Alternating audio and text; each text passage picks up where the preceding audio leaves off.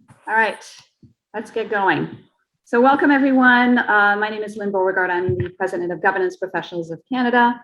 Welcome to this webcast on the Rogers board drama, Who's in Charge? The GPC is focused on good governance practices in Canada, and we're especially dedicated to supporting and improving the role of those involved in managing and supporting boards and the governance processes in their organizations. So as such, this whole Rogers debacle has been quite fascinating to watch, as I'm sure most of you agree, especially in an age of woke governance. Today, I'm really pleased that we have an opportunity to unpack some of what we've all been witnessing in the news every day for the last few weeks, the board antics, the family drama, and of course, the obvious questions that we have as a result. And how's this going to end? What are the key takeaways and lessons learned? Before we start, I'd like to just point out that we've got quite a few people joining us. We're expecting about just shy of 400. So we are interested in taking your questions and we will leave time. So I'd just like to ask that you use the Q&A box below the screen, not the chat, to ask your questions. And you can certainly use the chat to exchange thoughts and comments with your fellow participants, but we will be monitoring only the Q&A for questions for the panel. All right, so I think we're just over 200. We're going to get started. I know some folks are going to join us as we go. And joining me today for this discussion are three great governance experts in my mind: Rick Powers, who is the National Academic Director for the Director's Education Program and Governance Essentials Program at Rotman Business School; John Dinner, who is President of John T. Dinner Board Governance Services and also faculty member of our GPC Education Certification Program; and Heather Laxton, Chief Governance Officer and Corporate Secretary for West Dome Gold Mines, also faculty member of our GPC Education Program. So welcome everyone. We have a lot to unpack, and I'm also really, really pleased that our panel could join us today. I know the three of you have been riveted to the events. Rick, as a lawyer and academic, you've also been quoted a few times in the media on this. John, as a board advisor, you've probably been cringing at the unfolding saga. And Heather, as the governance professional on this panel, we'll be looking to you to provide some input on that perspective. So your combined experience and views will certainly be very interesting. Let's jump right in. I think maybe perhaps let's try with an overview of the events that have led to where we are today. And our first question: why is this happening? Who's in charge?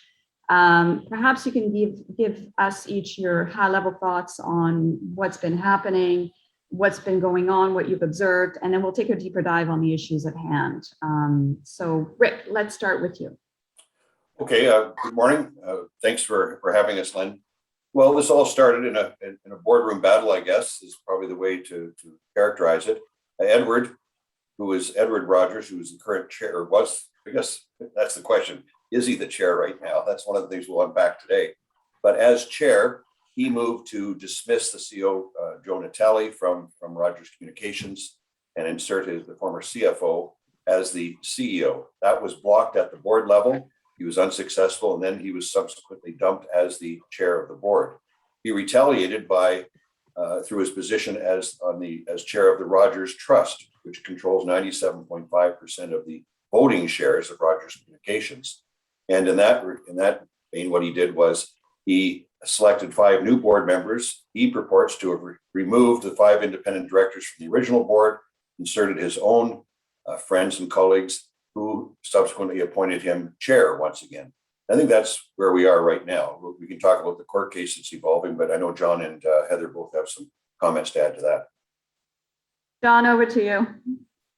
Sure. I'm going to suggest that what Rick just described is really symptomatic of a disregard for good governance and the authority of the board at Rogers. At the end of the day, I just think this is symptomatic of bigger issues underlying what's been happening in the company for some time. This isn't the first time that the current chair, Mr. Rogers, has been trying to, usurp the authority of the board, or at least do an end run around it.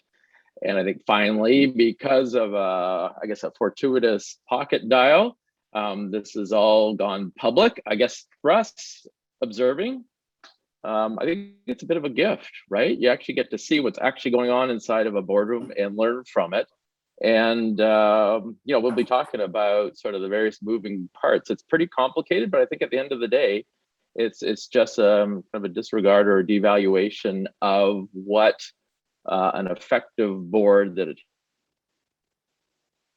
really dismissed. Thanks, John. Over to you, Heather, your thoughts.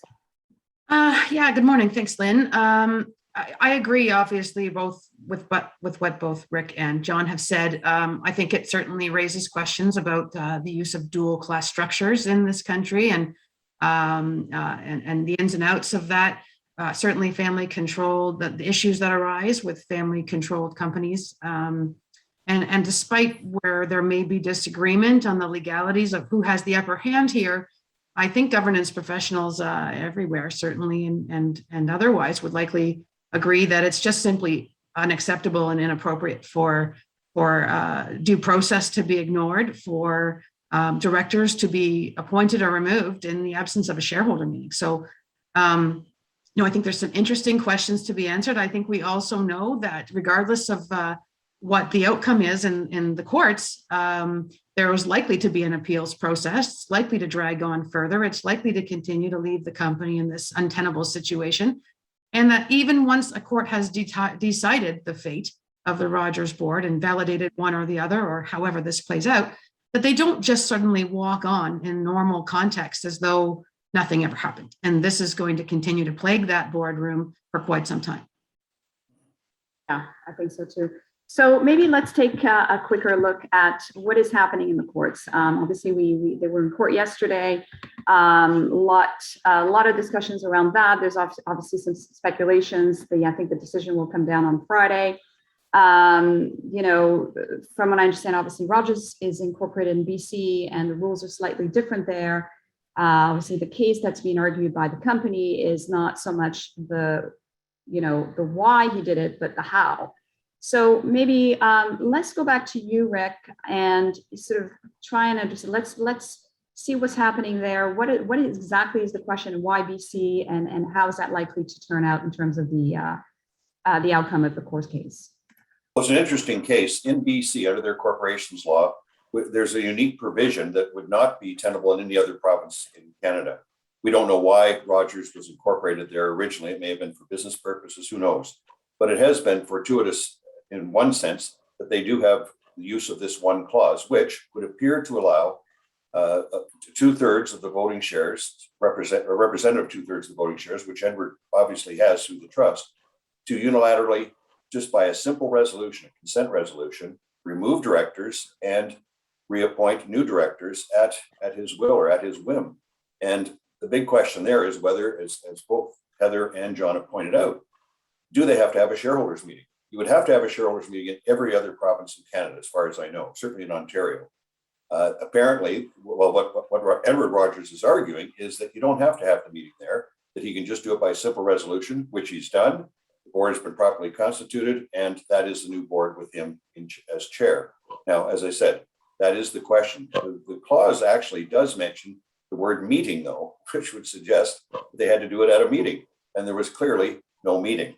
And that's the essence of the Rogers family argument, along with the idea that it goes against governance principles, as well as the founder, Ted Rogers' views and stipulations in his, in the trust documents. So 2 very good arguments. I know both Heather and John have looked at this as well. I'll be interested to hear their comments. Yeah, go ahead, John, or Heather, feel free to chime in here. Sure. I'll jump in between the 2 legal experts because I guess maybe I bring a slightly different perspective.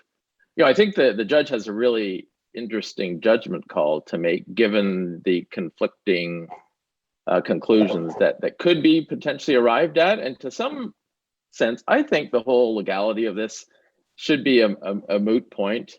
It's really being used to force a victory. It's kind of winner take. Among the one faction will lose. Other losers include shareholders who don't have a vote, and employees, customers, the family members who are end up on the wrong side of the judge's decision. And when you think of a director's fiduciary, a board's fiduciary duty to act in the best interest of the corporation, it's hard for me to get my head around going down the path just to force a legal victory. So I'll leave it there. Yeah, I think that there's perhaps a couple of viewpoints on sort of the legalities here, and many people, I think, believe that the cards are in Ed Rogers' favor, excuse me, in the BC under the BCSC, but sorry, excuse me, the BC Corporations Act. I mean, but I think what we know is that certainly there's 70% of the public float is held by Class B holders who don't have a voice. And as much as we might say that holding a shareholder meeting in this context is sort of a foregone conclusion, and it's always going to be what Ed Rogers wants, because as chair of the trust, he holds 97.5% of the voting shares. The outcome's going to be the same regardless. I think what we see in this case is a complete neglect of the other shareholders. There's no notice period, no circular produced indicating what the changes are intended to be, having support for why they are intending to make those changes. In a shareholder meeting context, we would have certainly been seeing other shareholders at least have time to question and challenge why these decisions are being proposed. And all of that is just being effectively eliminated with one person making calling all the shots. So, I will be I think we're all watching very interested with intense interest in how Justice Fitzpatrick decides on Friday. Heather, I agree with you from a good governance point of view, but when someone invests and buys those Class B shares, as you pointed out, they know they don't come with voice. They don't have a vote. And what you're looking for is a share appreciation and a return on that investment. So, I don't have a whole lot of sympathy for those Class B shareholders because they knew what they were getting into when they bought the shares. That goes back to what we feel about the dual class share structure. That's another whole argument. But, I do counter on that part. They knew what they were getting into from the beginning. They were not going to have voice at a shareholders meeting, although in the past they have. So that's the other thing. Certainly the record would show. Go ahead. They don't have a voting. You're right. They don't have a voting voice, but they have a voice. They are allowed to attend. They're allowed to question. They're entitled to receive the documents. They're entitled to understand the explanation for the proposed changes. And that's just being effectively eliminated. And as you said, in the past, this has been the process. So I don't think that governance is something that you pick and choose when it's convenient. That's really the problem I'm having with it. I think you're right from a legal standpoint, probably. I would think the cards do seem to be a little bit stacked in the favor of Ed Rogers here. The Class B shareholders don't have a vote. He controls the trust. But, as we're sort of seeing here coming out over the weekend, perhaps these are in the trust documents. I believe they were stated that, Ted Rogers outlined his wishes somewhat clearly there. There was an inclination, as I understand the facts, to be a regular rotation of the trust chair, robust consultation with other members of the trust advisory committee or the family, and that when there are issues, and this is quoted as of issues of bedrock seriousness, that there would be shareholder meetings held. And so, I do wonder how the court will handle what is apparently the wishes of someone who is deceased. It sort of raises some interesting legal questions. Well, what has precedent? The wishes of the dead founder, or the passed on founder, or the corporate law? And that's the question I think the judge has to come to. For sure. I guess I would look as is there anything that would trump just the pure legalities? Like, how do you respond to the legal, I guess, opportunity, loophole, whatever? And so if you go and you look at values, one of them is integrity, which is they define as being, we do what's right each and every day. So how does that get defined? How does that play out in practical ways in terms of how they're going to govern the corporation. And something tells me that, you know, the integrity of this whole process and approach is somewhat suspect. Well, that's a good point. Sorry, Rick, that's a good point, John. I think that also raises questions about fiduciary duties. I mean, is there an argument to be made here that Ed Rogers is not acting in the best interests of the company, you know, acting unilaterally this way? Yeah, the corporate law, the statute that they're looking at does say the word meeting. I think that's the greatest argument that the Rogers family, the corporation, can make in this particular case. It does say meeting, and clearly there wasn't a meeting. Now, if the judge is going to take that literally, then I think the family has a chance in winning this. Otherwise, I think the statute's pretty clear, and Edward just did what the statute said. So it's going to be very interesting to see which way, whether the judge rules according to good governance and a number of things. And I'm not trying to displace the importance of all that. It's very important, but I'm not sure it wins the legal argument of the day. There's a question from Christine Thomas. Is this a case where their personal interests are in conflict with their duties to the corporation? And that goes without saying. I think that's what you guys. Edward would argue that he's doing what's best for the corporation by removing what he says or what he claims is an underperforming CEO and putting somebody in that can rally the troops, rally the company, and get this deal done. That he would argue that that's in the best interest of the corporation. We may argue otherwise. Yeah. I certainly think there could be a case made for, you know, if this was the case, why does it seem apparent through the evidence we've been provided as the public here? Why does it seem apparent that there was no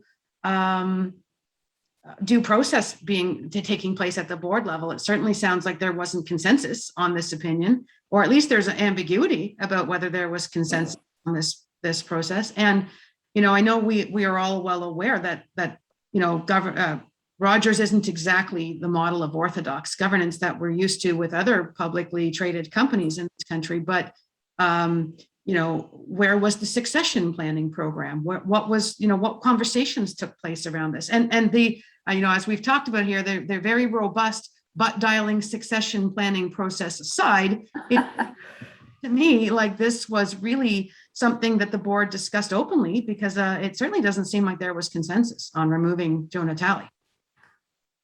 I guess the one thing I'm sort of intrigued in, if I was to have a conversation with Edward Rogers, I'd sort of say, so like, what voice are you using? Because as the board chair, according to the role description, he is obligated and tasked with promoting constructive and effective relations between the board and the CEO and with the Rogers controlled trust. Not sure he's hitting the ball out of the park on that one.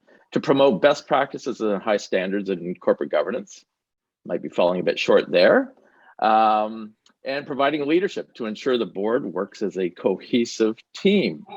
I'm not sure if many board members feel like they're even part of the team, let alone an effective one. So I think he may be sort of say, well, you know, I have the power of exercising shares and I'm going to put my board leadership role to the side for the time being until my own interests or priorities are addressed. And then we might get back to that. Well, certainly. Go ahead, Rick. No, just certainly, John, you know, all your points are well taken. And we know that he did not have, you know, he bypassed the board initially in trying to get rid of Joe Natale as the CEO. You know, the board was totally unaware of it. They found out, you know, in a presentation he made to them. And after some time to think about it and collect more information, they decided, no, you know, that isn't what we're going to do. But he was already negotiating with Joe Natale to retire, and without the board's knowledge at all. And certainly that's not good governance. That, you know, the chair and the rest to dismiss the rest of the board, you know, you can understand why they offered or why they were thinking of resigning. What support did they have from the chair in that situation? None whatsoever. Mm-hmm. And I think certainly what we know here is that this is not a new issue for the Rogers boardroom. This didn't just come up. This was not an amicable, cohesive, and effective board until Thursday, the 21st of October. These problems have been festering. I think it's safe to assume that there has been some dysfunction in that boardroom, at least, you know, for some time anyways. Though these issues they boil over, but they don't just come up out of nowhere with an otherwise cohesive group. So, you know, I do question how long there has been some unrest in that boardroom. Yeah, good point, Heather. There's a few questions. Nigel Blumenthal's asking, are there any special issues given Rogers' status in business as a communications company? And are there federally regulated, federally regulated in part. So are there any sort of nuances there? Well, we know what happened just overnight or in the last 24 hours. Bell has moved to postpone the regulatory hearings over the Shaw merger with Rogers. And that's the first concrete evidence that we've seen that the deal might be in jeopardy. I've always thought that the regulatory risk was greater than the, even surmounting the family risk that you have right now. But, Bell petitioning that, it seemed very reasonable. Why would you conduct these hearings when Rogers really doesn't have their house in order right now? Wouldn't it be wiser to wait? And the longer they wait, you can see what's going to happen to the share price and, all kinds of other actions come into play here. And it really does put the deal at risk, in my view. Yeah, and it really begs the question, why now? Out of all times to sort of maybe kick up a fuss and maybe look to move your CEO out of that role. It's very peculiar and curious timing to throw a potentially strategically transformative deal into chaos. It does sort of, it goes back to, I think, the question we were asked earlier, which is, what's really most decisions in some of these actions at this time? Is it personal interests or what's happening here? Yeah, it's hard to imagine there could be a greater impetus to just try to keep things together until the deal's done, and then we'll take off the gloves and duke it out later, right? Like now's the time to Absolutely. sort of put the lipstick on the pig and suck it up and put personal views aside for the time being, right? I feel you guys always have you guys have way better sayings than I do. The what call succession plan, dressing up the pig. I really have to do some homework there. Sorry, I couldn't help myself. Something relevant here from an attendee. The press hasn't picked up on the bank financing of the $26 billion in debt to buy Shaw. So the banks can and will likely use a MAC clause to back out with this management and governance chaos. Why isn't this risk part of the public dialogue? That's a fair question, but again, it just goes to the consummation of the deal and the point both John and Heather have made. Why now? Why would you bring this battle? And the timing is certainly inappropriate, questionable. But the other thing that amazes me is why would you bring it up if you didn't know you had the votes? Why would you take that risk? Absolutely. It just shows very poor judgment. We've all chaired boards, and I would never put a contentious issue on the table unless I knew where it was going to go. Why would you take that risk? It's I don't know. It's really questions his judgment at that time.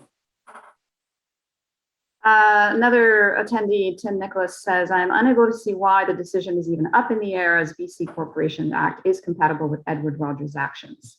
So I know we covered some of that. It's likely to go his way, but is that due process? And again, does that fly in the face of good governance? I don't think it's a slam dunk that it's going to go his way.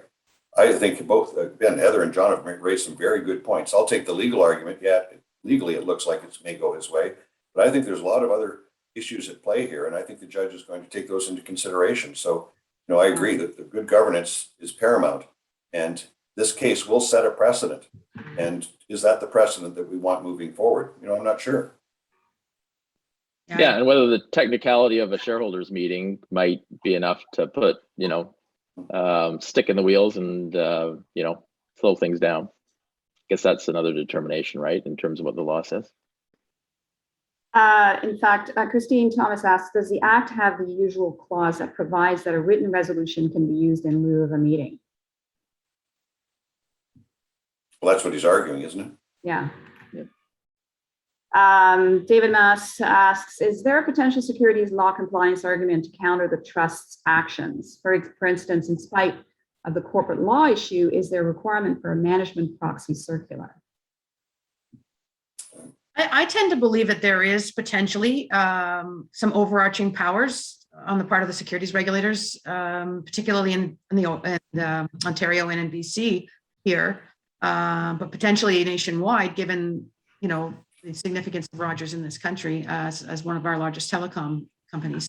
So I do think that there is sort of this notion of protecting the public interest, that the securities commissions could potentially weigh in here a little bit.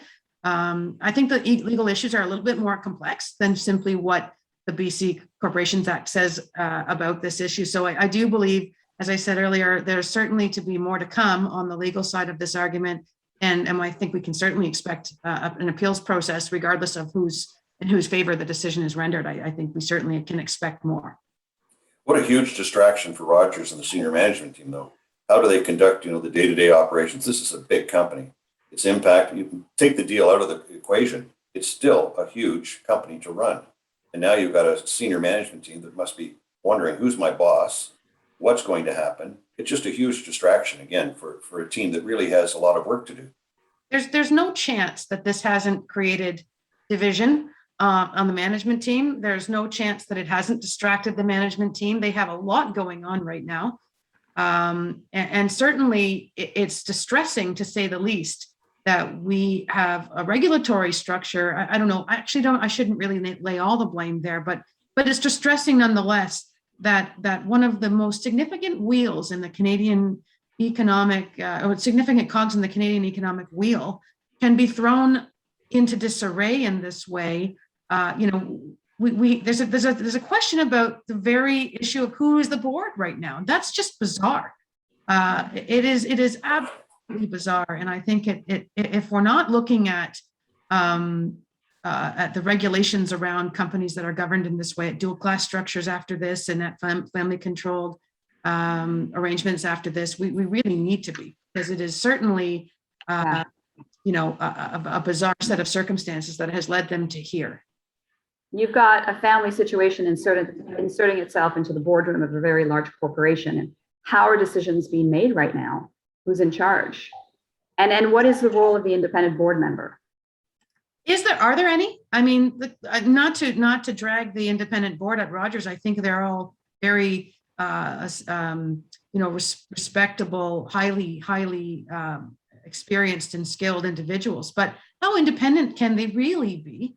Or can they feel they are if Ed Rogers, with the stroke of a pen, just moves them out if he doesn't like that they're not aligning with his view? If they oppose the board chair or the family board members. Exactly. I do question, and of course, independence has been an overarching theme in governance for decades, and it's kind of a cardinal truth. You need independent directors in the boardroom, and are there? I mean, it certainly sounds like they're trying to be independent. We saw them intervening where they thought perhaps something was being, where the process was being they were being circumvented. We saw over the weekend or late last week that one of them came forward and said, hey, we offered to resign because we didn't agree with the direction of the governance.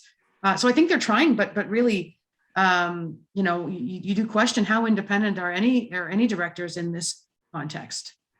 Yeah. What are your thoughts? I think at the end of the day, I just think this really focuses attention on the role that personalities play in every boardroom, and how individuals interact, and how they share power and control, and how able they're to put their egos aside and defer to the group, and listen to the arguments of others. And also, I think just the process of what problem are we trying to solve here? Are we in agreement as to what the problem is? And if we can get there, how are we going to resolve it? And I just think they fell way short of even starting down that path, and you end up in the courts as a result. I think all of this, at least theoretically, could have been avoided altogether if people had just demonstrated a bit more humility and said, this is what I think, this is what you think, how do we bridge the conflict between us? Can we bridge it? Surely, as you say, competent individuals like the ones we're talking about, you would think they'd be able to get there.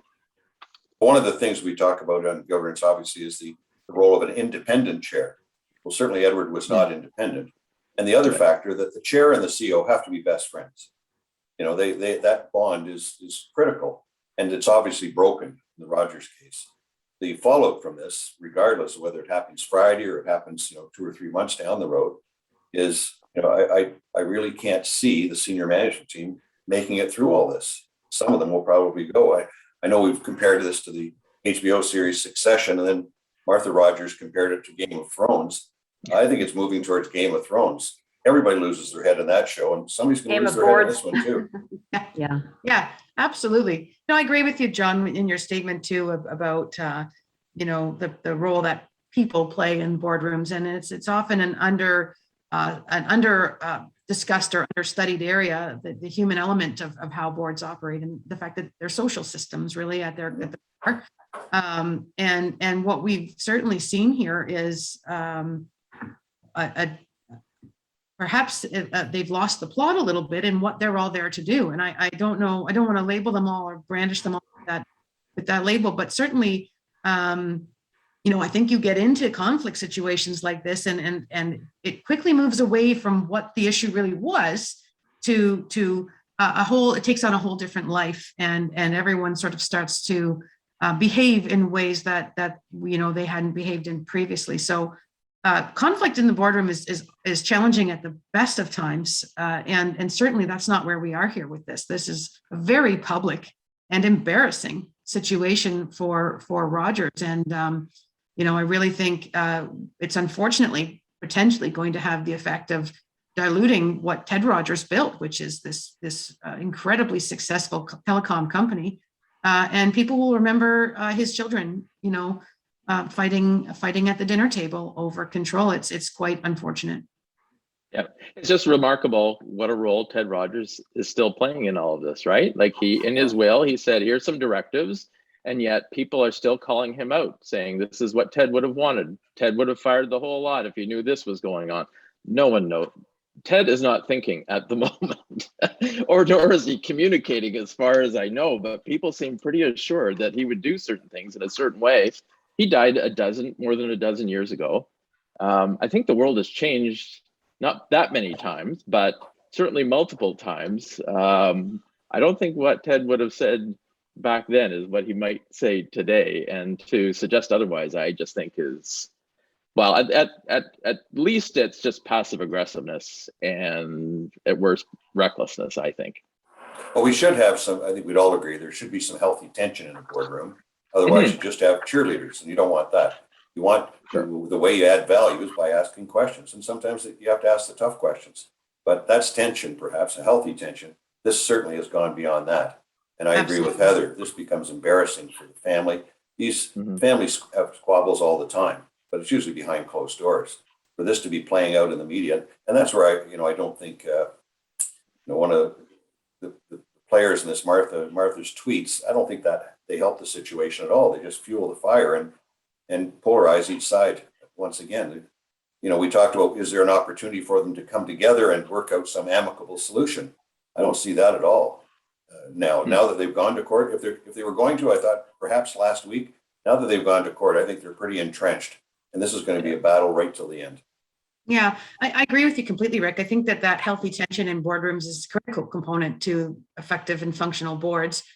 There need to be those, it needs to be allowed and okay to dissent, seen as disloyalty. There is a line there. And I would argue, I think that I personally don't like to see the CEO and the chair as besties. I personally like to see them more a very respectful, professional, and healthy level of engagement and continuous contact. But we don't want it to be too cozy, or else that accountability kind of component gets lost, I think, a little bit in the fray. You certainly do want them to be compatible personalities, have mutual respect for one another. But I don't know that you always necessarily need for them to be, thick as thieves, as the saying goes, in terms of their personal relationship. But certainly on a professional level, there needs to be mutual respect and trust there. Trust being the key component, I think, and certainly that's absent, or appears to be absent in this. I agree with you, Heather. I agree with you. I think both can work, but we don't have either in this situation. We don't have either, and that's yep, absolutely. There definitely has to be mutual respect between the two, right? And an ability to somehow navigate conflict. Like, one thing I've heard is that the last couple CEOs were criticized because they wouldn't listen to anybody. If that's true, that's problematic, right? Like, you actually have to at least listen and consider. If you're just going to be belligerent and go your own way regardless, that's not going to end well. I guess I see the role of the board chair. Again, this points to, I think, the need to really define the role clearly in terms of what is the relationship. There's one thing about having a job description, but how you actually execute it. And what does that look like, being the bridge between the board, to whom the CEO reports and is accountable, and the chair playing that role and forming that link. And, you know, even in the chair's job description, Mr. Edwards is to ensure the appropriate processes are in place for evaluation by the board, not him, of the chief executive officer. Right? So he's there to facilitate the work of the group and not insert himself. Now, I recognize the door is open for him to do that, but I guess I would, if these governance guidelines, rules, descriptions are worth their weight and are meant to be taken seriously, then I think there should be deference to them despite one's own predilections or inclinations, right? I think you got to set that aside. Another great learning for us, I think. I think the board management relationship issue is definitely one that stands out. You know, there is a little bit of history there, obviously, with Rogers as well, where there's some dysfunction there. So, you know, again, you know, you've got to weigh that, to your point, you know, John, that is the role of the chair, to foster that relationship with management. When that's non-existent, you know, what do you do? What's the role of the governance professional? You know, Heather, I know you're between a rock and a hard place, right? You're reporting. Well, you're probably curled up in a fetal position under your stapler at this point, Lynn. I think the ship has, your sanity ship has sailed here.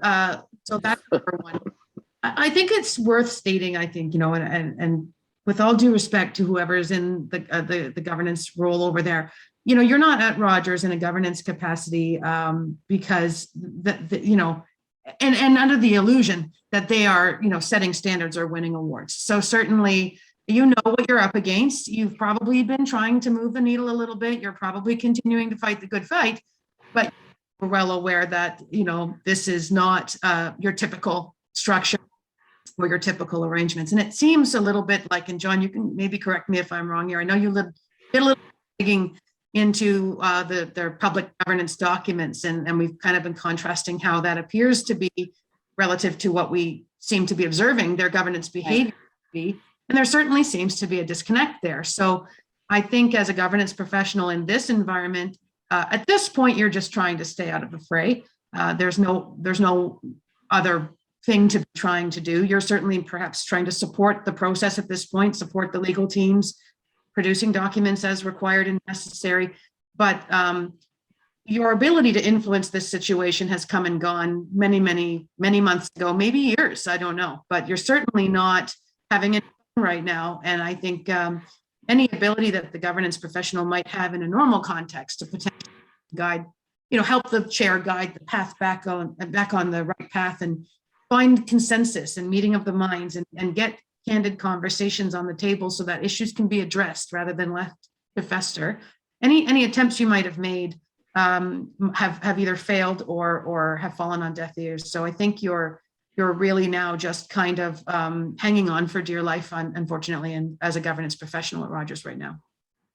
Yeah, I think all you can do is really cross your fingers, because if you insert yourself into it, it's a no-win. If you're totally passive and sort of say, I'm going to put my job description on the corner of my desk and just ignore it until further notice, then that doesn't feel right either. And I just don't know what sort of middle space there is to land on. It's really untenable, I think, for that role. It's almost like hit pause and see what happens and help, you know, put things back together once there's some semblance of order returning, I think. It's a very tricky political place at the best of times, and this is certainly not that.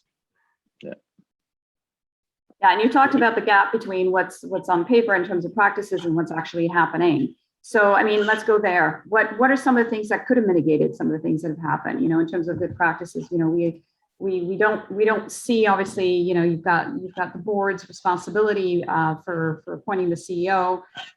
You've got, you know, obviously board evaluations and assessments.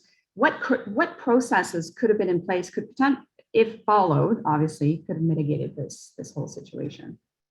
One of the things, Lynn, is, you know, let's just look at the dual class share structure. Now that puts some impediments right from the start. We know, and in discussing this session with both Heather and John previously, I mentioned a study that was carried out at the Rotman School under the Johnson Center. Now, I did go back and check, and the results were 2015, so they're 6 years old. But at that time, they took a look at family-controlled firms in Canada and looked at their return on equity and return on investment. And the family-controlled firms, and we defined controlled as a 30% block, a minimum 30% block, strongly outperformed the marketplace by a substantial margin. So family-controlled firms tend to have a longer-term view, and they work. So we can say what we want about dual-class shares, but we do have evidence, again, 6 years old, but that the companies do work.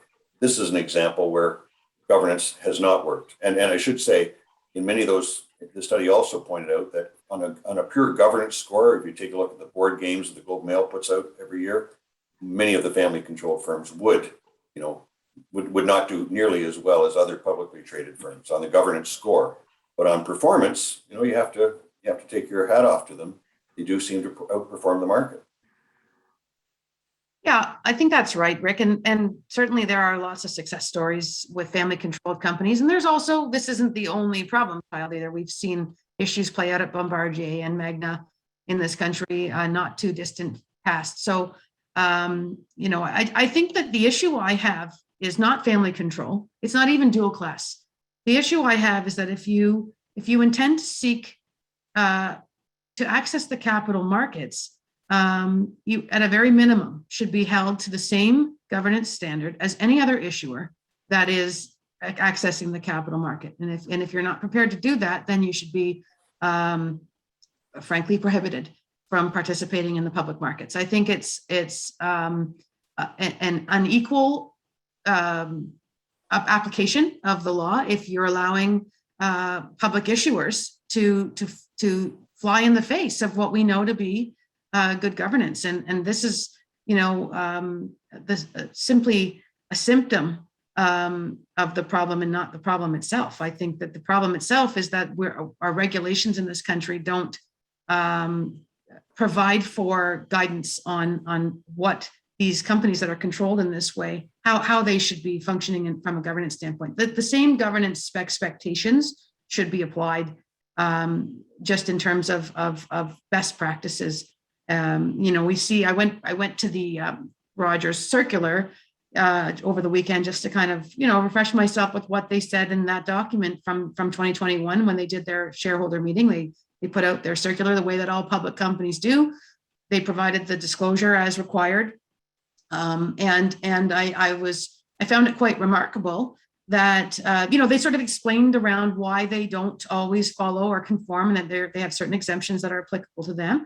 I noted on their board skills matrix that the skill of corporate governance is not only not listed, but certainly no one is checking that box. Not to say that none of the directors on that board are skilled in governance, but it's not prioritized. We know that.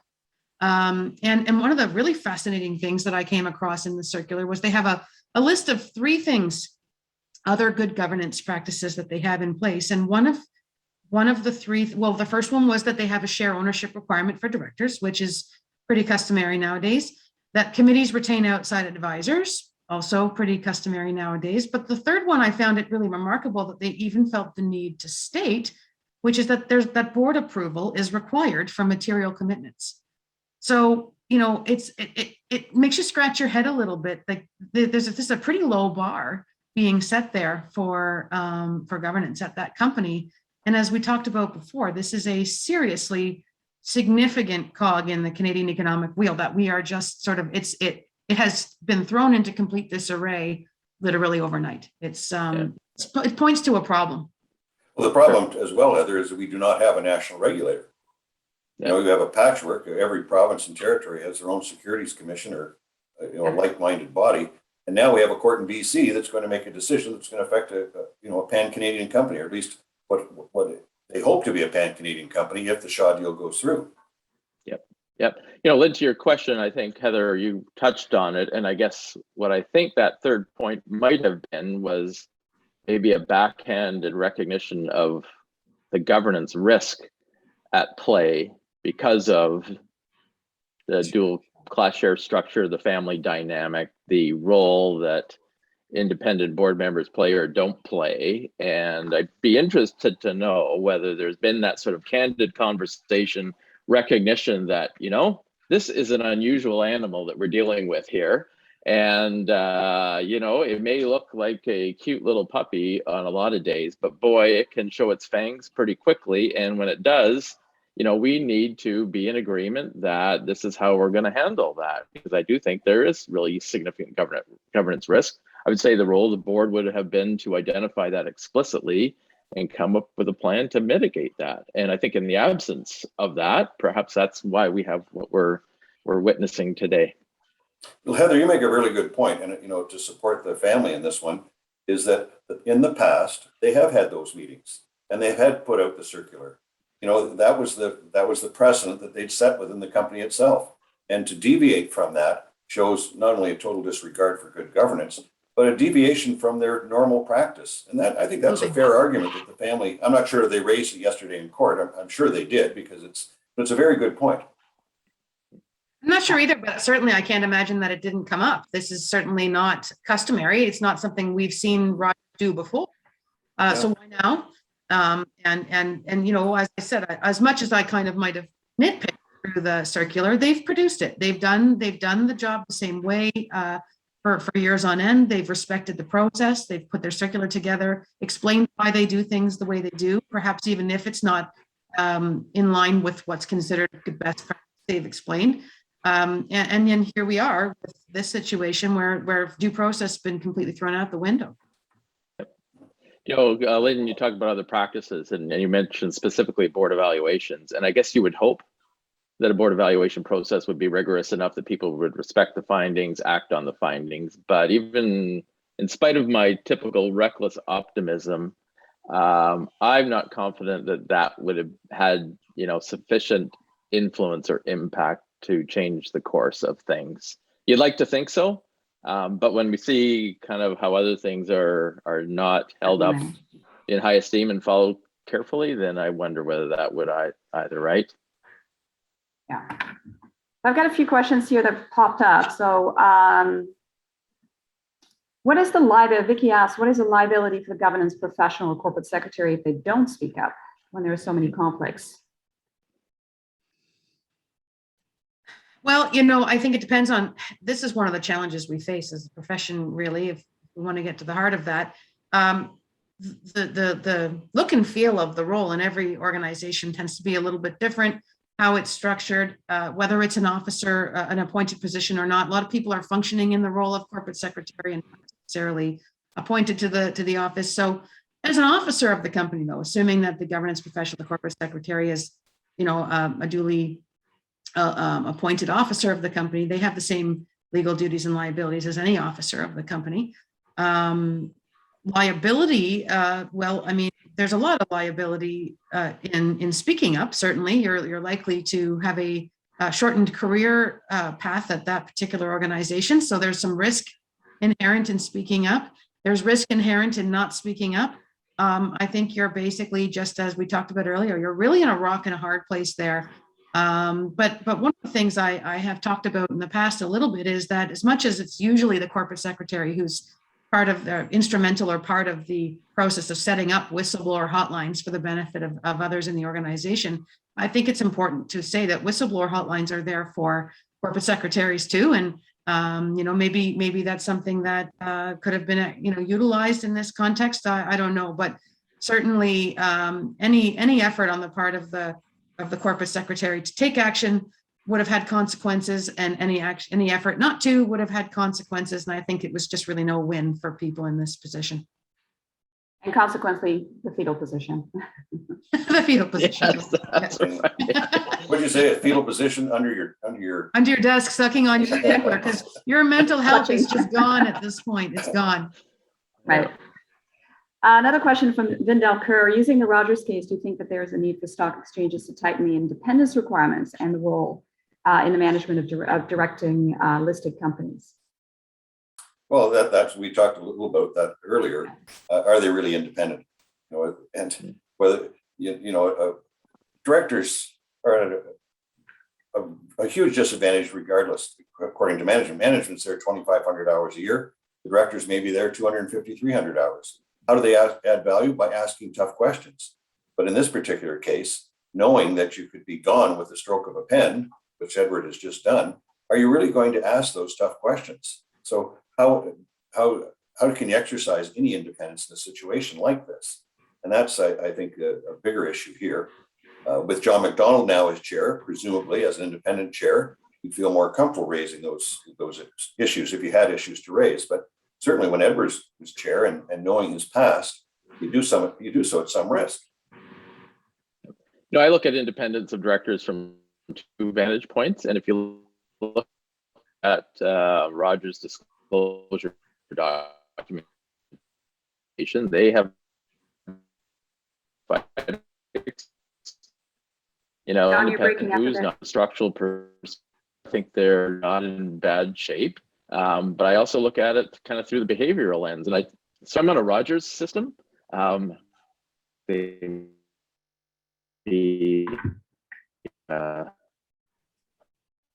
breaking up a bit. What I'm saying, and a whole different. Sorry.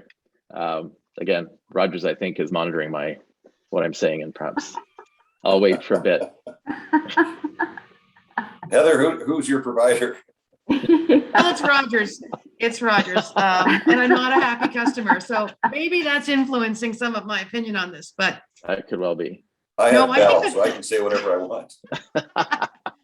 I think it's interesting though, John, you were breaking up a bit there, but I think just one of the things I certainly have been saying for years to anyone who would listen is that the definition of independence as it currently exists is certainly inadequate in any context. I mean, it's too broad. It really leaves a lot of the decision making to the board, which is really, I mean, I think how it should be. There is meant to be a process that the board goes through to make a determination about independence. There's some bright line tests provided by the regulators, but ultimately, if the director passes those bright line tests, it's back to the board to really make a determination about independence. But again, here, who's the board? I mean, the board is Ed Rogers. Like, really, truly, at its core, he's calling the shots, and he'll likely be choosing to bring in people who are going. He knows is going to support him, and if they don't, I think what the concern would be is that you're just not going to be invited back to the party, and so you perhaps aren't saying as much voicing those opinions. And as you said, Rick, that the real job of the board is to ask the tough questions and to stress test what management is presenting and to really sometimes go against the status quo. And are any of them really capable or willing to do that? And if they do, what's sort of the consequences of that? Well, I think they've shown that they are by taking the stance that they have right now. Yeah. But let's take a look at that board even before this whole thing started. Was it really an independent board when you had Edward, his mother, and Melinda all on the board? We all know. Martha, there was 4 of them. Well, 4 4 of family them. members. Martha, that's right. Yeah, 4 of them. So was it really independent at all? And as you know, in most other corporations in Canada, the only non-independent director that sits on the board is the CEO.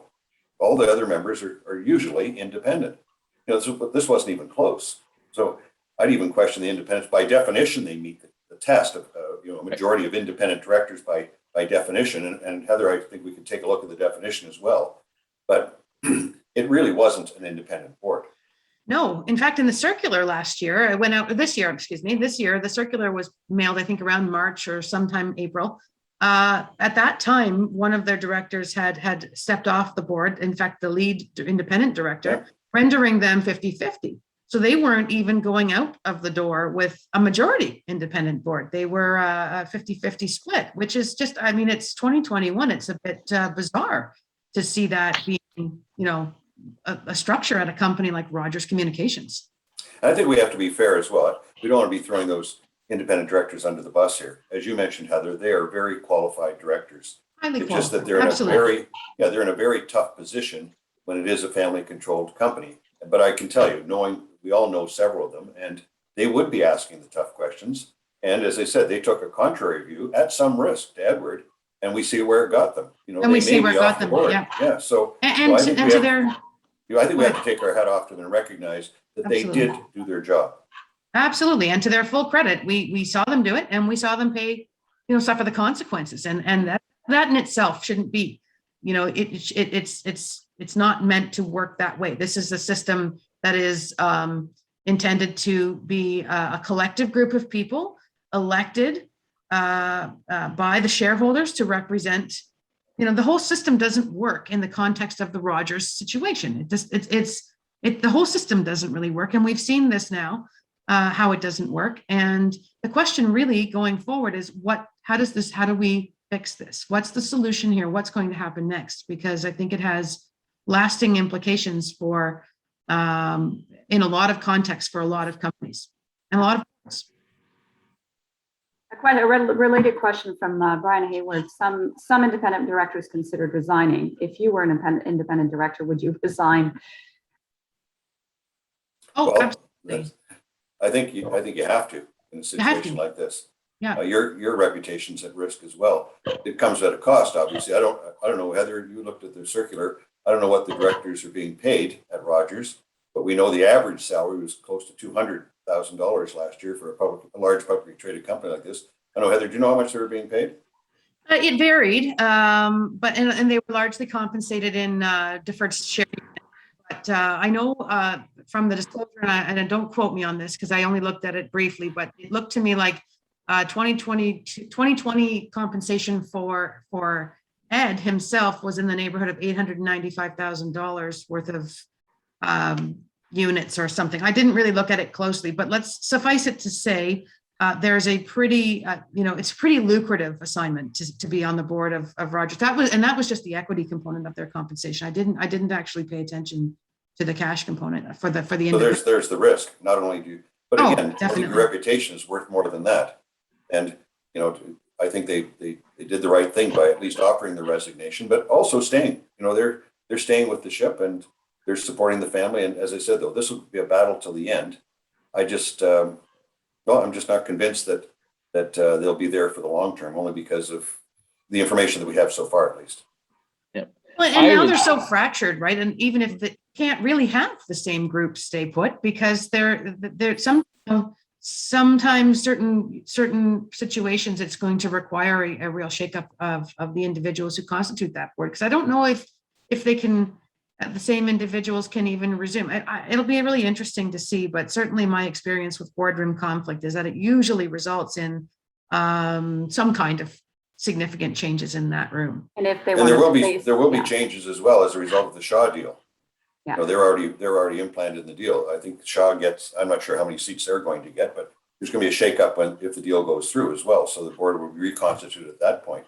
You don't need two boards, just like you don't need two COs, two senior vice presidents. All those social issues have been already baked into the agreement. We're not privy to everything at this point, but that's only a few months down the road anyway. Who knows whether this will be over by then? I think a good lesson is for people considering joining a board and asking them the question as to whether they believe they can fully deliver on their accountabilities as they believe they should, or is there the risk of that being compromised and them finding themselves in exactly the same situation as some independent directors who I wouldn't be surprised may be regretting finding themselves, well, they don't want to be in this situation, but do they regret joining the board in the first place because of the risk it posed? Yeah. I've got a few other questions here from our audience. How can any decision be made within the company even stand given the legal questions happening right now? Second question, what are the three things you do as a governance professional in this situation? We've covered some of that. But, I'll let the governance professionals answer the second part. I'll take a shot at the first one. I don't know how they're making any major decisions right now. Certainly anything that needs board approval, how do you get that? You go to both boards and say, listen, not sure where I should be going. Who does Joe Natale report to right now? Right. What a distraction, and who's in charge? What a position to be in. So that's a very good question. How do they affect any major decisions or any changes at Rogers right now? I don't think they can. And they have a thing or two going on that might necessitate changes right now. Decisions rather. So I just can't imagine what the environment is like there right now. Sure. I think to the second question, I think the same dilemma applies is who am I working for? Yeah. There are two boards, and I take direction, presumably from the board, and support. How do I support one or both? I think that's an untenable situation. When you ask what are the three things I would do, I'd revert back to Heather's advice, which isn't ideal, but it may be realistic. Was that the fetal position? I think so. Yeah. I think honestly, you're really probably polishing up your resume right about now. I don't know, but this is not a situation where there's any clarity on what you should be doing here. I can't imagine trying to navigate these waters in any kind of successful way. There's no way to do so. This is not how it's supposed to be. We certainly know. I actually don't think I can recall anything quite like this in any of the governance research I've ever done. Like, this is really, really precedent setting, and not in a good way. You know, And you sadly, mentioned, I think you mentioned it earlier, Heather, or maybe it was you, Lynn, that within Rogers, people have to be choosing sides at this point. Ah. And you know, what position does that put them in? If they guess right, they still have a job. If they guess wrong, they don't. And you know, the dynamics of this, the effects on certainly the senior management team are just so unfair. And this all started, you know, we know it started it. So as you said, I can't imagine what it would be like working at Rogers right now. Yeah. Well, I know one of Joe Natale's. Sorry, John, go ahead. Well, I was just going to say, I want to know one of Joe Natale's sort of right-hand people has said, you know, I'm here to work for Joe. I didn't come from, I think he came from TELUS, didn't come to work for any CEO. It's Mr. Natale or nobody. So they're sort of playing their hand already. You know, he's gone if Edward wins. Oh, yeah. And so will probably, to John's point, a lot of that team. I mean, they'll follow him. And we haven't even touched on the absurdity of his golden handshake provisions. I mean, what was it, $200 million? Yeah. I'd do it for half that. Why would you want to stay? Man, it's the lottery that you've just won. Yeah. Why would you? Yeah. Going back to the court case, aside from considering what constitutes a meeting, how successful might Ted Rogers be in arguing that it is he who is acting in the best interests of a corporation and the rest of the board is not? Well, that is his argument, isn't it? Right. We'll see how successful it is on Friday afternoon at 1:00 Yeah. when the judge renders her decision. It's you know, we've talked about what it's like to be working at Rogers. What would it be like to be the judge right now, trying to, you know, put this all together and come up with a judgment that, you know, she has to, well, I'm just blurbing here, but I have no idea how she's going to make her decision, whether she's going to go with the law as she sees it, or whether she's going to bring in these other factors around good governance. And Heather, I still really like your point, and I think that may come to play in the end if the family wins, is the precedent has been set where they do have a shareholders meeting, and this goes against all their precedents that they've had previously in trying to take advantage of a small little nuance in the law in BC. That might be the turning point. Mm-hmm. I comment here, perhaps it will force BC to amend their act. Is that a possibility? These statutes don't get They're out of step with the rest of Canada. Yeah.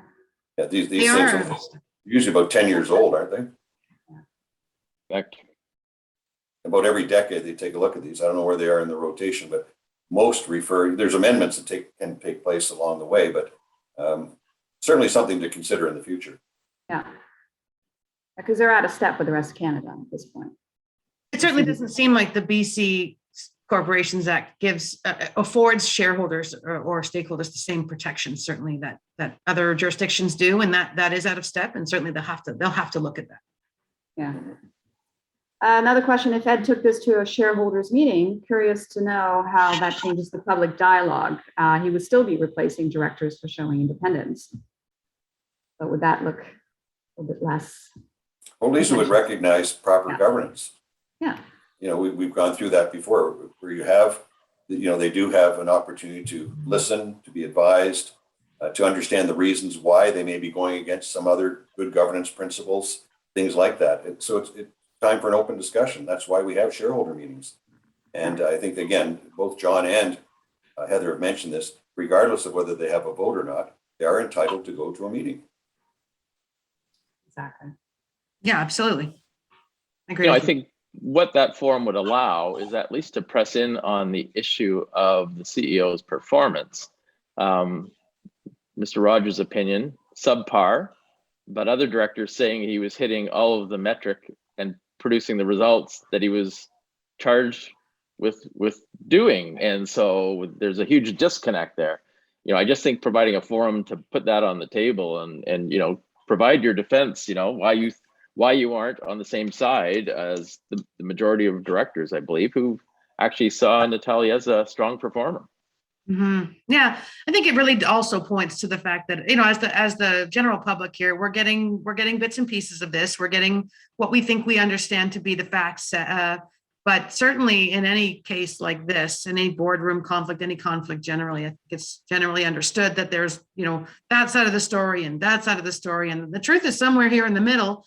And we don't seem to quite know what it is. But again, I think, Lenny, you made the comment at the beginning. I think the conversation is shifting a bit, or has shifted a bit away from why the change was being proposed to how the change was being, made. And really, we probably won't ever fully know whether what was really at the crux of these issues. If it was just straight personality conflict, is it really just about that? Is it just that this guy doesn't like this guy? Like, what are they really dealing with there? It's certainly more than we know. And so we bring the issue back to how this change was being made. So I think, that's really where we need our court system here, I think, at a minimum, to opine on this, and we'll see what happens on Friday. But again, I don't think, regardless of the court's ruling on this, it solves their governance problems in the least. They are just getting started here, I think, to remedy what plagues them. Yeah. If the judgment goes against Edward, John and Heather, I'd be interested to hear your view. Will he appeal? I think he absolutely will, in a heartbeat. I don't see any reason why he wouldn't. He's gone down this path this far and left a lot of broken relationships in his wake. Why stop now, I guess? Yeah, that's my feeling as well. I agree. I don't think this is over anytime soon. We'll get a partial decision on Friday. But the other members of the family have already said, "Hey, we're taking this all the way. Like we're in this for the long haul." Yeah. Lynn, perhaps we should schedule another. I think we need a follow up. Whatever in a couple of weeks. Yeah, I think we'll need a follow up for sure. I mean, it'll be interesting to see what happens next. Absolutely, and it'll be interesting to see what the court does with it. Really, at the end of the day, sets a precedent for other organizations to sort of, And really, what are you doing if you're the Shaw board right now? I mean, this is got to be, got to be throwing them into turmoil as well. Yeah. Well, they've been very respectful to this point, saying, we don't feel it's appropriate to comment. We, things, but at some point, you're right, they're going to have to speak up. Yeah, and investors. Well, just scenario planning. Huh? There's collateral damage now that's going to last a long time. It's inevitable, and the longer a resolution takes, it's just going to keep on. It's just going to keep on eroding at the credibility of the organization and its ability to sort of get the deal done. Well, correct me if I'm wrong, but I believe that the notion moving ahead after the mergers with Joe and Tally would lead the merged company. I believe that was the idea. Certainly, that seems to be coming up in the discussions. So that's what Shaw must have agreed to. If it's not Joe now, do they have an out? Could they back out? Who knows? I don't know what the covenants are, but a change at the top really could scuttle this deal. Well, I think you're certainly looking at what the break provisions are, and I think if you're the Shaw board, you're certainly not having expected one of the risks of the deal was that the Rogers board was going to self-combust. You certainly wouldn't have been expecting this. They've got to be going through it themselves over there, trying to figure out, what are our options and how comfortable are we now with this deal? I know they've publicly stated they're still, trudging ahead, but if they're not having some serious conversations over there, I'd be extremely surprised. Mm-hmm. Yeah. You say Go ahead, John. To just say, Heather, you don't think that they probably factored this events, the disaster playing out, but maybe they should have. When they look at who they're playing with, should the red flags have been up there, and as part of their consideration, sort of saying, this deal is far more likely to go off the rails and into the ditch than other deals where there isn't this kind of dynamic at play. Well, I might argue that Shaw lives in a bit of a glass house. So, well, that's true too. You make a good point for sure. Yeah. So they should know better than anybody. well. They should know better than anybody. Exactly. Yes.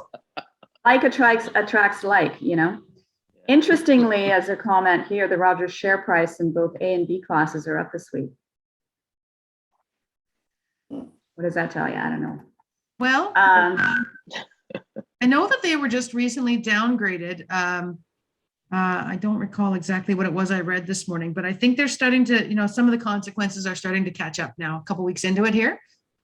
There was some downgrading of their risk rating or something. And I think we'll continue to see some negative implications arising. But, while they're in this state of flux, certainly, I think everyone's just sort of watching with bated breath, and we'll see what really happens with that deal and with this board going forward. Which board are you talking about, Heather? Yeah, I was talking about the Rogers board. Are you talking about the Rogers board then? Yeah. The Rogers share price, A and B shares, yeah. Yeah. I haven't been into the Shaw price, but has anybody been paying attention to how Shaw's doing? I think it had gone down last week, but I haven't looked at it. Question from David Mass. Do you think that the trust's behavior in this matter may provide grounds for an oppression remedy? Well, it's the minority shareholders who would bring that up. It's only 2.5%. The shares are 97.5% owned by the trust. So they could. Certainly that's one of the arguments that was raised in one of the articles this morning, actually, by a professor at U of T. But again, depending on who has the minority shares, it's pretty expensive to launch an oppression remedy. Do they have the wherewithal and the financial clout to do that? Yeah, and I mean, does it lead you, as you said, Rick, there's 97.5% voting power controlled here by the trust, and it doesn't change, that structure. So the one question I had sort of was mulling over the weekend was, would we be likely to see the control trust try to ouster Ed as chair? I mean, is that something we might see? That's, you take a look at the votes. You've got, I believe it's 10 people on the trust.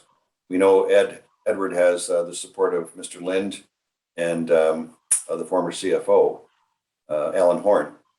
So that's 3 on one side. We know that there's 4 family members on the other side, Mrs. Rogers and 3 daughters. And you'd have to say John Tory's on that, and he seems to be siding with the family, although I don't want to put him in either corner because he hasn't publicly stated that. But assuming that they have him as well, those last 2 people, I believe it's a cousin and a family friend, if I have it correct, their votes are critical. If one of them goes to Edward, they don't have the 2/3 majority to oust him. So, but nobody seems to be, I don't think we've got there yet. And I don't believe that those 2 other votes have declared which side they would go to. Neither is Mr. Tory either, but it does seem that he's siding with the family. Mm-hmm. Interesting. Question from Pamela DeVoe. What is the liability to the directors should this affect day-to-day operations? There's always D&O. That's why I have D&O insurance. I'm sure they have a good policy in place. The facts are that it's very uncommon for a director to be successfully sued in Canada. And the operative word there is successful. You can get sued. It doesn't cost anybody anything to put your name on a lawsuit, but to have it go through and be successfully sued, very rare. So, and even if it is, I'm sure it would be covered by insurance. The biggest risk, I think, is reputational risk. Mm-hmm. One of our academic directors in our director's education program, Alexander Dyke, has done some research, and directors that go down on a sinking ship, something where the company's had to restate financials or something untoward, are, I think it's 30% less likely to be appointed to further boards. So their reputation and their ability to serve on other boards is certainly at risk if this goes down the way it seems to be. Similarly, there's a question, Heather, with a governance professional who's working with Rogers polish his or her resume by leaving the time at Rogers off the resume. Well, I think that which doesn't kill us makes us stronger. So perhaps you leave it on and you sort of say, I hit the road when things got really, really messy. But I don't suspect anyone's doing that right now. I think they're probably just earnestly doing their level best to try to protect the interests of the organization at this juncture. I think the same is likely true of the management team. They're probably just sort of trying to get through each day, and we'll really, what's going to really be impactful at the end of all of this is sort of how that organization emerges. What's the culture there? What changes have taken place, or is it just going back to the way that it was, which, as I said, it doesn't seem to me from what we've been provided as evidence that everything was, sunshine and lollipops over there. And then there was this unfortunate event. It sounds like there's been some issues over there, and they've probably been going on for some time. So ideally, if there's a positive to come out of this, I certainly hope it's that, the work environment over there, improves for the management team and really that the board structure, however that comes out, whoever's on the board, whoever's leading the board, whatever the outcomes are, that it's, I certainly hope that this will have shined enough light on the way that board is operating, that it will, perhaps compel some serious revisions to the way that they do things, and maybe the adoption of some better practices going forward. I would just say I think the director community in Canada is too small to hide behind, cleaning up your resume. I think that's going to follow you regardless. So it's editing your resume, I don't think is the solution. It's facing the facts. Well, and as a governance professional, I hardly think anyone is looking at you and blaming you for this situation. Certainly not anything that a governance professional could have prevented, should have prevented. It's something you might have tried to help them sort through, but there's a line, and then there's only so much that can be done. So I don't think it would reflect badly, John, on a governance professional. I think it perhaps would be, an interesting conversation topic in an interview, but it may or may not necessarily, cloud you as a candidate going forward. I'd suggest they write a book and go on the speakers tour. They can make millions. Bad idea. That's not a bad idea. There's a lot of stuff that we're privy to in those boardrooms. We have a very intimate lens on the functioning of the board and the functioning of management teams, and we usually know exactly what's going on. We just can't say so. And the whole idea of confidentiality has been thrown out the window, so you could write whatever you want. Yeah, at this point. Yeah.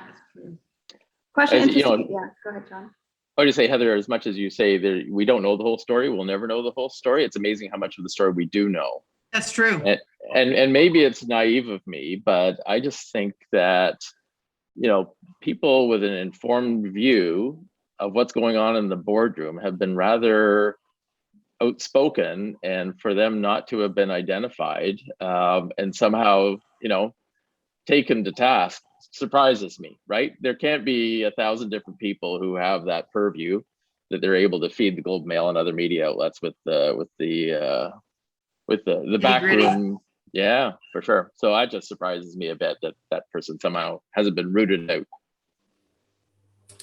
Well, we've seen Martha sort of stopped her tweets. I was rather enjoying those. I wish she'd get back on that. Which leads to the question really, and for the panel is, what should you be doing here? From a PR perspective, it certainly has not been managed properly, at least on the family side, to allow for the kids to be tweeting about this on an ongoing basis. I don't think that's helping anybody.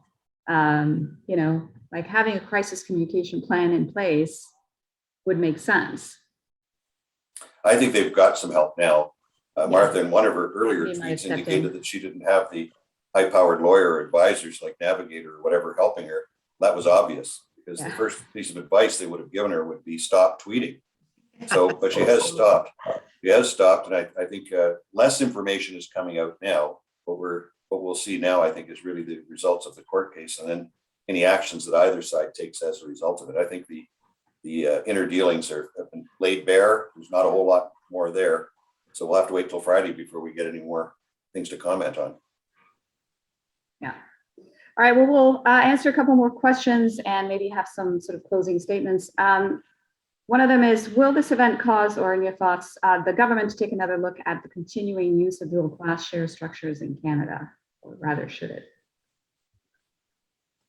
Heather, that's your area. Well, I think we've seen some jurisdictions looking at doing away with dual class structures. I think Hong Kong is one of them. There's a couple of others. Even the UK, I think at some point has been talking about this.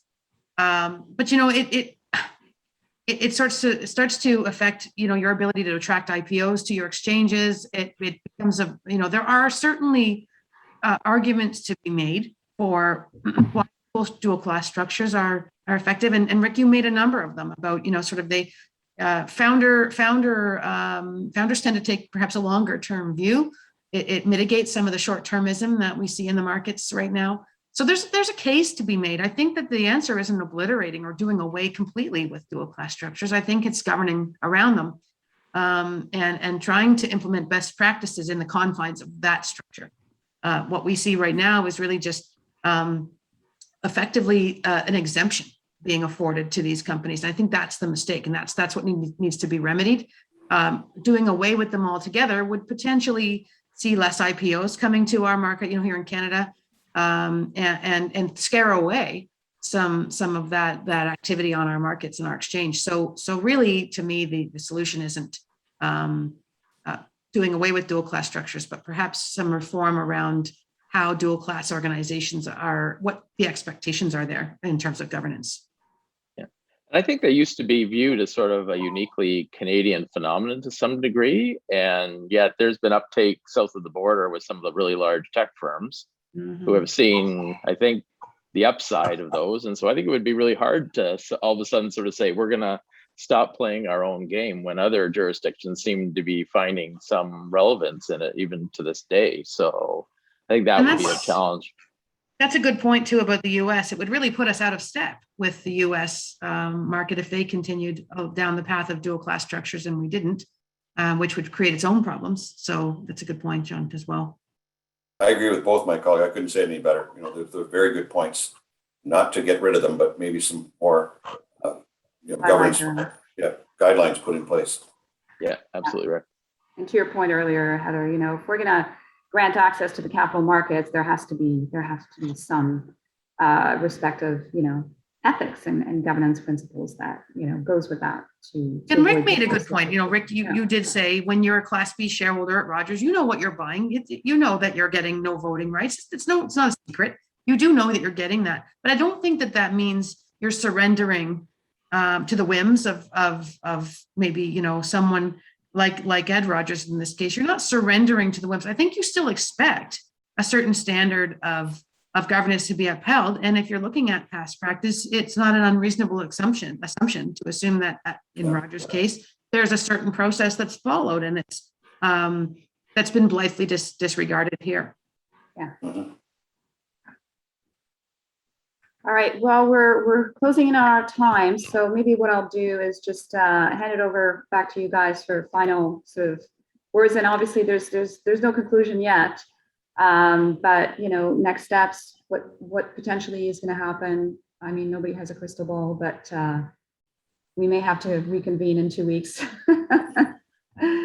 But lessons learned, and this is obviously the playing out in the public, but this is happening in many other organizations that are riveted to this, because obviously there are many family-controlled organizations that are having the same exact issues, just not playing out in the public eye. So, what should have been happening really all along would have been a regard for that.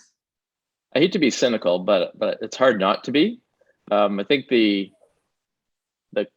board with the independent directors have indicated that Joe Natale was going to move forward as CEO, and that they would conduct a governance review once all of this is settled. And I'm thinking, you know, our focus is on corporate governance has started back about 30 years ago. Everyone on the call today knows, is intimately aware with what's been going on for those past 3 decades. And to say now that we're going to do a governance review sounds just a little hollow to me, because none of this is new. So that's kind of where I'm left. I think we're going to see, this is not going to be tidied up nicely with a vote. Make it messier before it gets tighter. I think that's the case. I think it's going to be a case. Stay tuned here, because I think there's a lot more to come. Certainly from the legal side of the argument or the situation, and certainly on the governance side, these issues aren't, to John's point, there's nothing new, nothing that none of the governance best practices as they are right now haven't been in place they've been in place for a decade, now or longer, so 2 decades. Yeah. So there's been a deliberate intention, a deliberately made choice to not implement some of these best practices. And a governance review, I suppose we have to try and be optimistic, John, as much as it is difficult. We have to hope that might lead to better days for them. But I don't think this will be a quick process. It will be something that will be plaguing Rogers now for quite some time. Yeah. I'd close by just saying, I think we owe a great debt of thanks to Edward and the Rogers for letting us play out, this whole issue play out in the public. What it does is it really shines a light on good governance and what can happen when it's not in place. And that's exactly what this comes down to in the end. If there was good governance, if they've been able to practice a lot of the principles that we do see in publicly traded companies, in non-family controlled companies, I'm not sure we'd be in the same situation. But to have a one person sort of controlling the steering here really does point to the fact that there have to be better processes in place. So by shining a light on it, it highlights all the features of good governance, and I think we can all learn from that. And he's also handed us a very lovely little case study wrapped in a pink bow. This is going to be great fodder for the governance education program, and certainly the director's education program. This is like manna from heaven, really. It's candy. It's candy. We love it. Director dilemmas. Absolutely. I just want to thank all 3 of you. I think this has been a very obviously, a needed conversation. There's definitely been so much speculation on what's been happening, and certainly from a governance professional's perspective, what has unfolded here. Everybody's got their eye stuck to the press on the next development. So it'll be interesting to see how it plays out. But you each brought some very interesting points and analysis to the table. So really, thank you so much on behalf of GPC for your thoughts today. And I think it's great. And I want to encourage everyone here, stay tuned, obviously. And we've actually got an interesting program here coming up at GPC, Governance Ethics When Absolute Right and Wrong Don't Apply. So this is a course we're offering on November the 10th. You can find out about all of our upcoming courses and events at gpcanada.org. I also invite you all to attend our 8th Annual Excellence in Governance Awards, which is going to take place on this Thursday, November the 4th. And it's an online virtual event, so you're all invited to attend and to witness who's going to take home our trophies this year. And this is something Rick has moderated in the past, so Rick, I hope you'll be a part of it. And I also encourage you to, if you don't have it already, to look at obtaining the GPC.D, our education certification program, if you're a governance professional. You can check that out at gpccanada.org. Looking forward to what happens next. And again, thank you so much, John and Heather and Rick, for your presence today and all of your insights. Thanks for inviting us. Yeah, thanks very much. It's a pleasure. You're welcome. Thanks, Lynn. Masterful job. Yeah. Thank you all. Thanks, Heather and John. Thank you, everybody. Have an awesome day. Bye, everyone. Take care. Thank you for Bye. participating.